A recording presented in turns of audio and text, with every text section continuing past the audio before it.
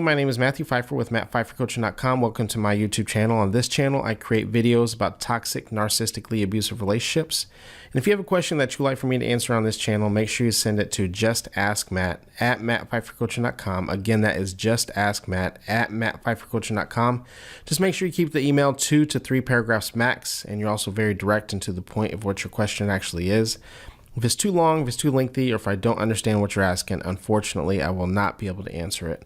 Also, make sure you hit the subscribe notification and the bell notification so you're notified each and every time I upload a new video. With that being said, let's get into this next email. So this email comes from a person who has a narcissistic ex that they are trying to co-parent together. However, this narcissist is also struggling with an addiction, so she's concerned with her toddler's safety. So let's get into this. Hi, Matt. I found you through Lee Hammock's Instagram and instantly learned from you in the first YouTube video I saw of yours. So thank you very much for hopping over. I appreciate that. So it was about co-parenting with a narcissist. I was with my ex for about 2 years. The last year I was pregnant and then with a newborn. I broke things off when our child was about 4 months old. I won't get into all the typical narcissistic abuse that I had endured and only realized after I left. I also realized that my ex is an alcoholic and a drug addict. That's very common when we're talking about narcissistic relationships, and I'm going to talk about the reasons why here in a second. He hid it very well. I have blocked his phone, and he is only allowed to communicate with me via email because he will harass me otherwise. He constantly wants to bring up my current boyfriend and always steers the conversation away from our child. My question is, how do I co-parent with a narcissist that is also an alcoholic and a drug addict?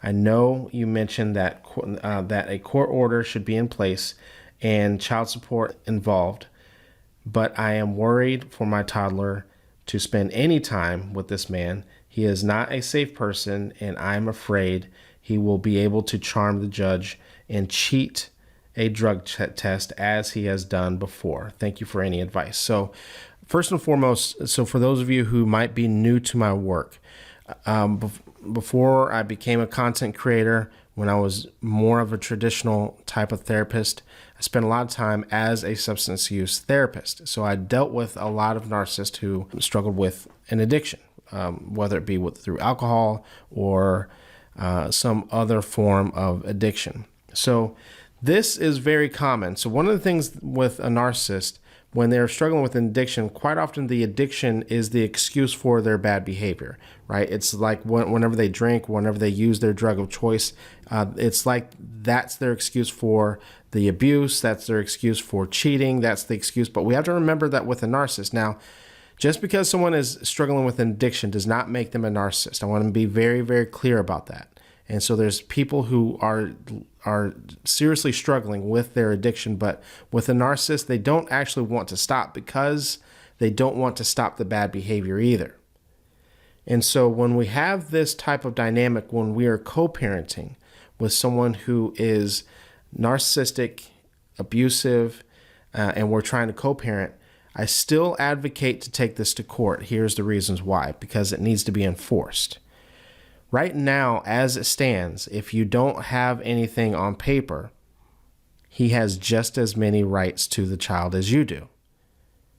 Going to court helps you set and establish boundaries. Now, with all that being said, if you just go to court and if you say this person is a narcissist and they are struggling with an addiction, good luck.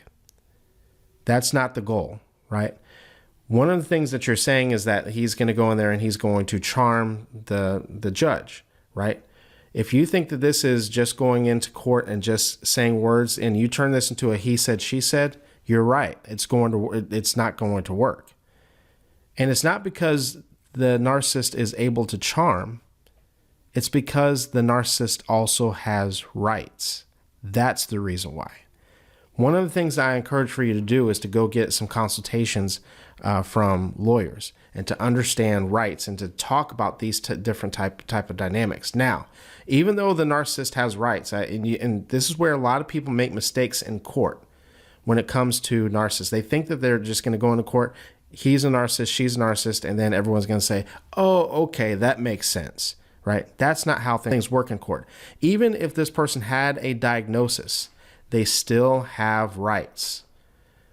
Mental illnesses are not the smoking gun in court the way that you think, that way that most people might think, right? Because people who struggle with mental illness, a lot of people struggle with mental illness, right? And people can go get treated and get help and still be a great parent to their kids.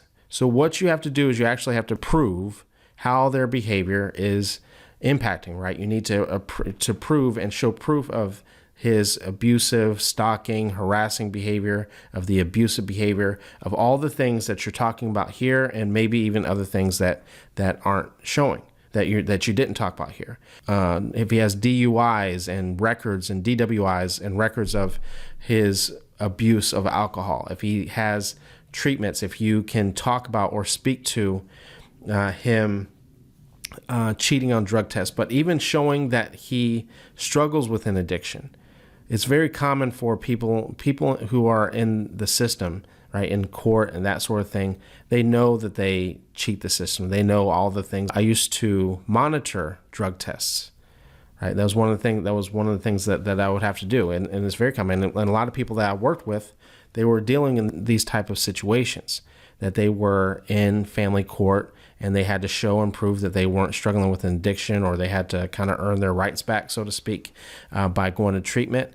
And so you need to speak to this, right? And so I would talk to a lawyer and I would talk about what evidence that you have, right? Because what's in the best interest of the child is that the child needs to feel safe.